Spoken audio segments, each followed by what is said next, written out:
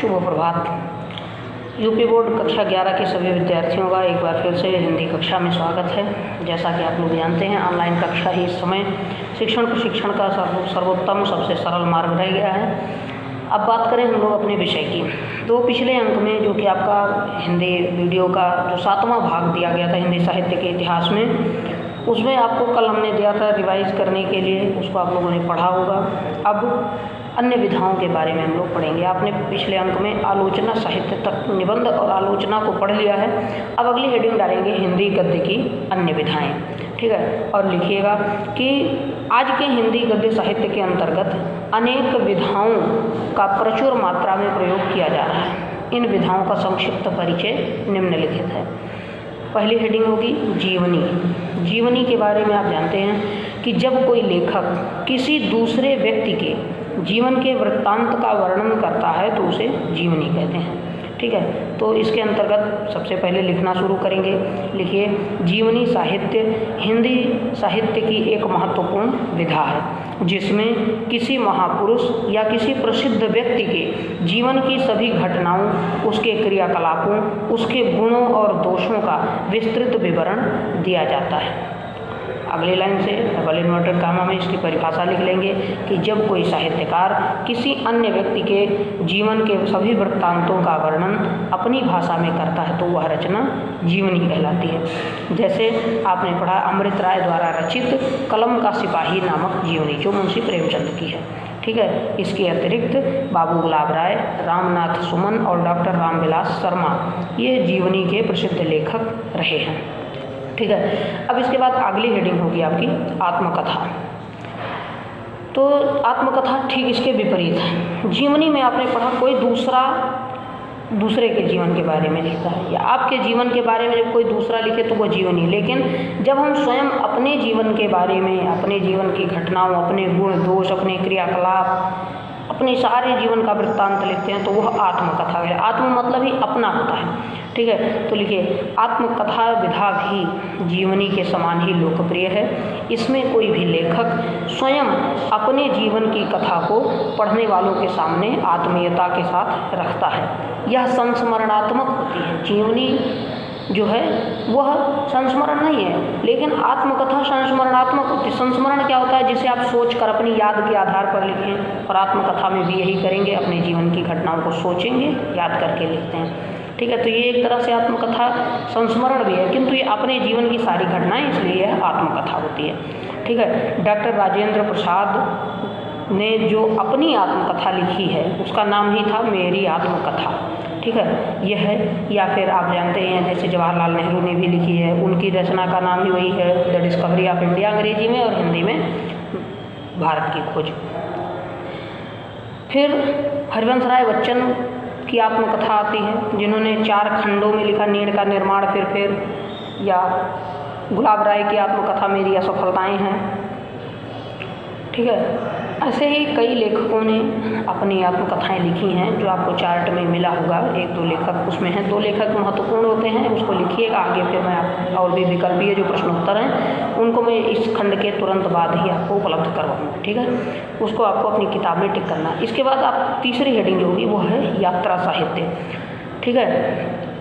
यात्रा साहित्य की बात करें तो यह एक रोचक और मनोरंजन प्रधान विधा है, ठीक है। यात्रा साहित्य जो है वो क्या है? मनोरंजन प्रधान, क्योंकि इसमें आप किसी अद्भुत यात्रा का वर्णन करते हैं। जैसे आप कहीं सर्कस देखने गए हों, ठीक है, या फिर कहीं आप किसी मेले में गए हुए हों, उन सब का वर्णन, या कहीं आपने रेलगाड़ी की यात्रा की, हवाई जहाज़ से यात्रा की, किसी हिल स्टेशन पर गए हुए हों, कहीं भी आप जाते हैं तो उस यात्रा में आपने क्या किया, क्या अनुभव किया, क्या देखा, इन सारी चीज़ों का जब आप वर्णन करेंगे तो वह यात्रा वृत्तांत या यात्रा साहित्य कहलाती है। लिखिएगा, इसमें लेखक विशेष स्थलों की यात्रा का सरस और सुंदर वर्णन करता है, ठीक है, जिससे कि जो पढ़ने वाले लोग उन स्थानों पर न गए हों वो लेखक द्वारा लिखी गई इस यात्रा साहित्य को ही पढ़कर वहाँ के आनंद का अनुभव कर लेंगे, ठीक है। देखिए, फिर आप जानते ही हैं हिंदी साहित्य में सबसे ज़्यादा यात्राएं करने वाले राहुल सांकृत्यायन हैं, जिन्होंने अथातो घुमक्कड़ के नाम से, अथातो घुमक्कड़ जिज्ञासा के नाम से एक पाठ आपके कोर्स में भी है, लिखा है। उनका जो है उन्होंने घुमक्कड़ शास्त्र ही लिखा है घूमने से संबंधित होकर के, ठीक है। और हिंदी साहित्य की प्रथम यात्रा वृत्तांत जो है वह है भारतेंदु हरिश्चंद्र द्वारा रचित मेरी सरयू पार की यात्रा, ठीक है। सरयू पार की यात्रा को ही हिंदी साहित्य की प्रथम यात्रा वृत्तांत माना गया है। इसके बाद नेक्स्ट संस्मरण होता है। संस्मरण वह साहित्यिक विधा होती है जिसमें कोई भी लेखक या कोई कवि अपनी स्मृति के आधार पर अपने जीवन से या किसी अन्य व्यक्ति के जीवन से जुड़ी हुई घटनाओं का यथोचित वर्णन करता है, ठीक है। जब वह किसी विशेष स्थान, किसी व्यक्ति विशेष के गुण दोष या कुछ भी जो उसे विशिष्ट लगता हो, जो उसने कभी देखा सुना या अनुभव किया हो, उसको जब कोई भी व्यक्ति अपने मन से याद करके, जैसे आज की बात को कोई जब 10-20 दिन बाद, 10-20 सालों के बाद लिखे तो वह संस्मरण होता है। जैसे कि आज हम लोग इस तरह से पढ़ रहे हैं ऑनलाइन कक्षा के माध्यम से, आने वाले समय में यह इतिहास होगा कि एक समय ऐसा भी भारतवर्ष का था जब एक महामारी की चपेट में आने से सारी व्यवस्थाएं बंद थीं, तो शिक्षण प्रशिक्षण का कार्य ऑनलाइन माध्यम से किया जाता था। तो ये लोग अपनी स्मृति पर लिखेंगे याद करके कि क्या दिन था, क्या कैसे सब कुछ हुआ था। तो यही जो रचना होगी, जो लिखा जाएगा, जो आर्टिकल, जो टिप्पणी लिखी जाएगी, वही संस्मरण कहलाती है, ठीक है। तो संस्मरण का अर्थ होता है, सम का अर्थ होता है शुद्ध, सम्यक, ठीक है। सम, देखिए दो शब्दों से मिलकर के संस्मरण बना है, सम और स्मरण। स्मरण का अर्थ होता है याद, स्मृति आपकी, और सम का अर्थ होता है सुंदर, सीधा, जो सम्यक हो, शुद्ध हो, ठीक है। तो जब कोई लेखक स्वयं के अनुभव की हुई किसी वस्तु, किसी व्यक्ति, किसी घटना का आत्मीयता के साथ, कलात्मकता के साथ विवरण देता है, सुंदर चित्रांकन करता है अपने साहित्यिक भाषा में, तो वह रचना संस्मरण कहलाती है, ठीक है। पंडित प्रताप नारायण मिश्र, बाबू बाल मुकुंद गुप्त, पद्म सिंह शर्मा, बनारसी दास चतुर्वेदी और श्री नारायण चतुर्वेदी जी हिंदी में संस्मरण के प्रमुख लेखक रहे हैं, ठीक है। रामवृक्ष बेनीपुरी का नाम भी इस विधा के लेखकों में गिना जाता है। तो इसको आप लोग यहाँ तक नोट कीजिए। इसके बाद अगली हेडिंग होगी रेखाचित्र। रेखाचित्र अंग्रेजी के स्केच का अनुवाद है। इसको हम छायाचित्र जैसे कहते हैं ना, स्केच जो होता है एक छायांकन किया जाता है। आप लोग आर्ट में पढ़ते हैं, स्मृति चित्रण देखते हैं, स्केच उसको बोलते हैं। यहाँ रेखाचित्र बस वही रेखाओं के माध्यम से चित्रांकन जैसे कहते हैं। रेखाचित्र क्या है? यह दो शब्दों के योग से बना, एक है रेखा और दूसरा है चित्र। इसमें शब्दों की कलात्मक रेखाओं के द्वारा किसी व्यक्ति, वस्तु या किसी घटना का बाह्य और आंतरिक स्वरूप दोनों तरह से लिखा जाता है, ठीक है। ये थोड़ा सा देखिए, रेखाचित्र संस्मरण भी होता है, अलग एक विधा भी है, थोड़ा सा इसमें समझने की बात है, ठीक है। रेखाचित्र जो है ये कहानी और निबंध के बीच की विधा है। ना तो ये पूरी तरह कहानी है, ना ये पूरी तरह निबंध है, और ना ही यह पूरी तरह से संस्मरण ही कहा जा सकता है। तात्विक रूप में यानी सूक्ष्म भेदों से यह दोनों से भिन्न है।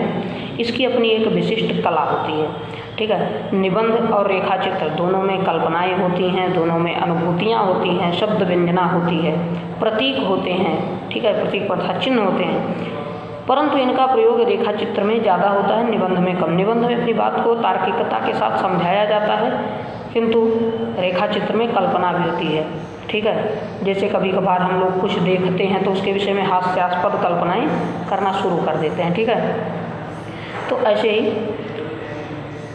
लिखिएगा कि रेखाचित्र में चित्रकला तथा साहित्य का सुंदर सामंजस्य दिखाई देता है, ठीक है। और महादेवी वर्मा, अमृत राय और प्रकाश चंद्र गुप्त आदि रेखाचित्र के प्रमुख लेखक माने गए हैं। इसको लिख लीजिएगा।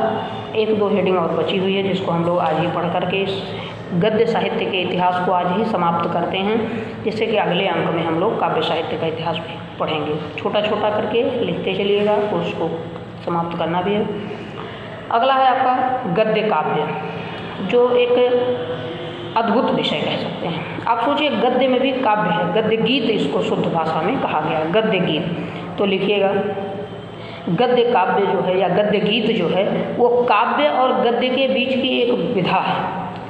इसमें गद्य के माध्यम से किसी भावपूर्ण विषय की कलात्मक या काव्यात्मक अभिव्यक्ति होती है। जैसे कविता में आपने क्या पढ़ा, कविता जो है वो छंद इत्यादि से बद्ध होती है, लेकिन गद्य गीत में छंद नहीं होते। गद्य की भाषा में ही काव्य के गुण आ जाते हैं, इसमें भी अलंकारिकता आ जाए, इसमें भी कल्पनाएं आ जाती हैं, सौंदर्य का चित्रात्मक बोध कराया जाता, तब उसे हम गद्य गीत कहते हैं। ठीक है। तो राय कृष्ण दास जो हैं वह गद्य गीत के लेखक, पहले लेखक माने जाते हैं। गद्य गीत को इन्होंने ही आरंभ किया और इनकी रचनाओं में लिख लीजिएगा साधना, छायापथ, प्रवाल।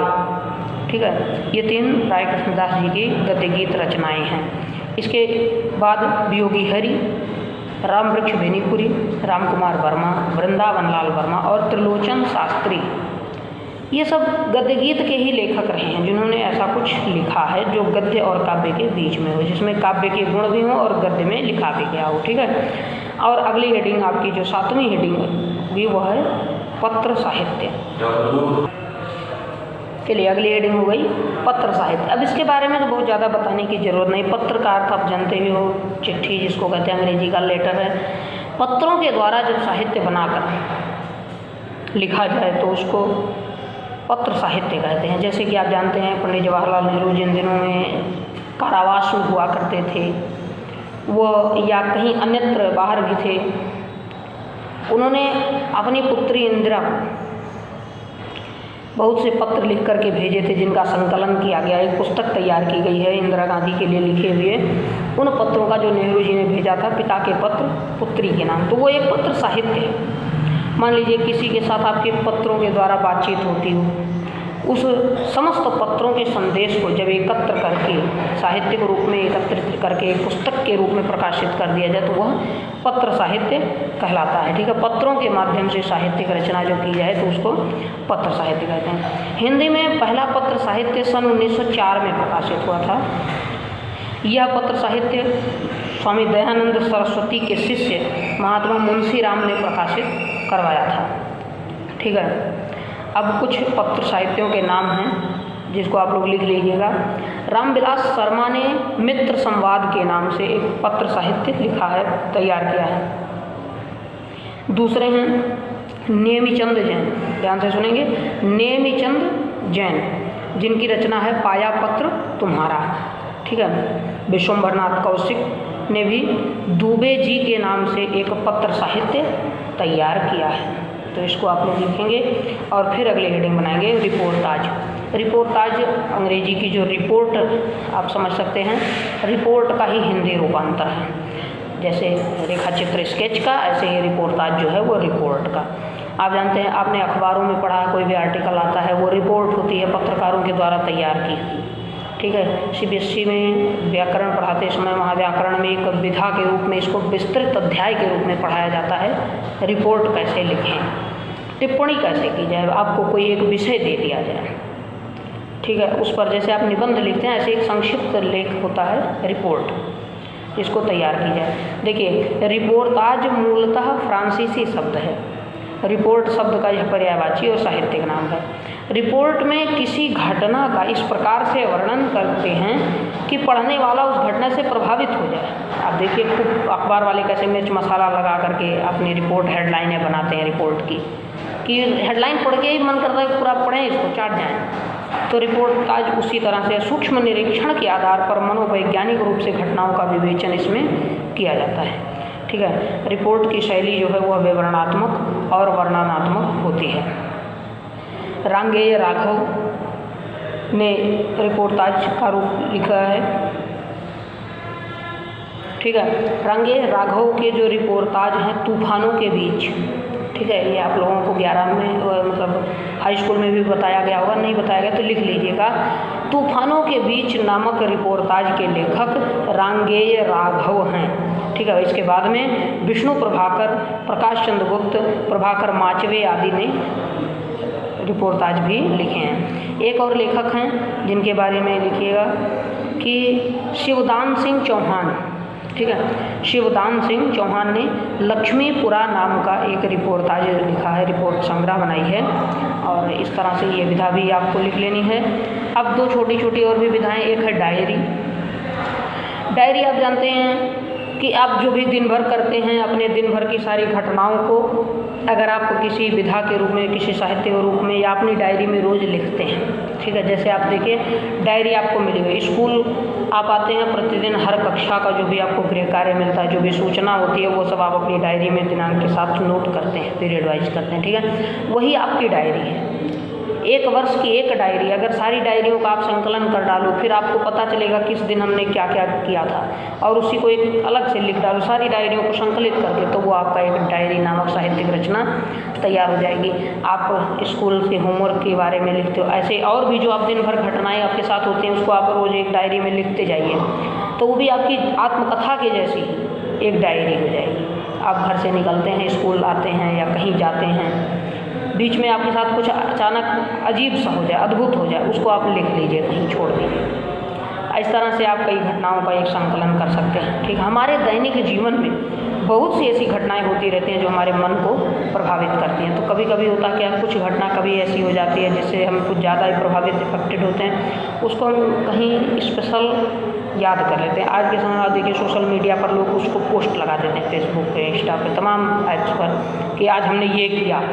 उन्हीं घटनाओं को आप एक डायरी में लिख लो, आपकी डायरी विधा, डायरी ग्रंथ, डायरी साहित्य आपका तैयार हो जाता है, ठीक है। तो इस क्षेत्र में घनश्याम दास बिड़ला ने लिखा है डायरी के पन्ने, धीरेन्द्र वर्मा ने लिखा है मेरी कॉलेज डायरी, सुंदरलाल त्रिपाठी ने दैनंदिनी नाम से डायरी लिखी है, ठीक है। मोहन राकेश ने लिखा, उनके डायरी का नाम ही है मोहन राकेश की डायरी। इसी तरह रामधारी सिंह दिनकर ने लिखा, उनकी डायरी का नाम ही है दिनकर की डायरी, ठीक है। और अंतिम हेडिंग जो आपको लिखनी है, आज की 10वीं हेडिंग है भेंट वार्ता। भेंट वार्ता आप साक्षात्कार कह सकते हैं, हिंदी में अंग्रेजी का इंटरव्यू। आप किसी से मिलते हैं, उसके बारे में बातचीत, उसके काम, क्रियाकलाप, उठना बैठना, दिनचर्या, सारी चीज़ों के बारे में जो आपके उससे सवाल जवाब पर आधारित जो भी बातचीत होती है, वही साक्षात्कार या इंटरव्यू कहलाता है।